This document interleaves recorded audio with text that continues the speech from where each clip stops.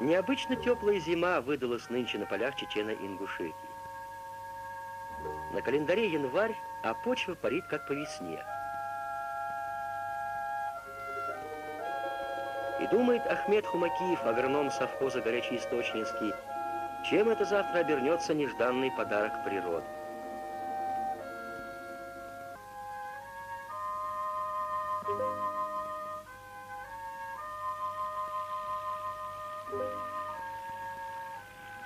Типично весенний пейзаж.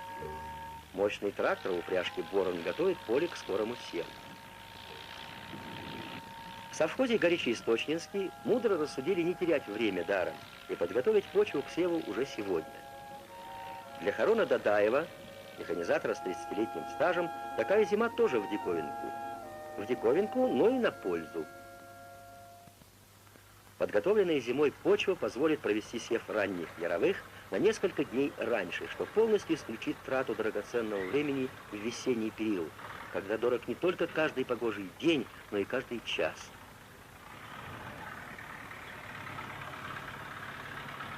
Совхоз Горячеисточнинский на год раньше срока завершил 10-ю пятилетку по продаже государству хлеба и был награжден за успехи переходящим красным знаменем ЦК КПСС, Совета министров СССР, ЦК ВЛКСМ и ВЦСПС.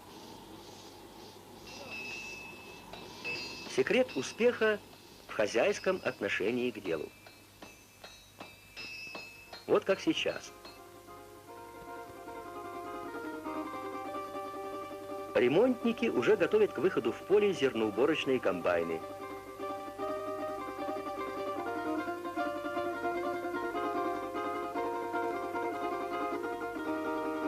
Один за другим становятся они в эти дни на линейку готовности.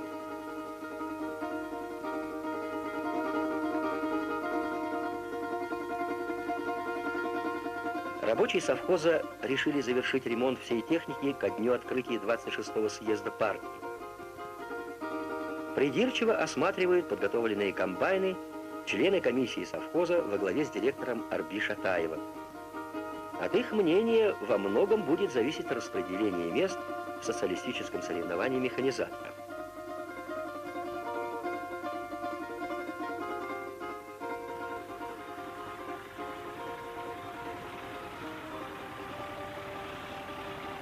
Да, что-то еще уготовит погода земледельцам, но в совхозе Горячеисточнинский готовы ко всяким неожиданностям.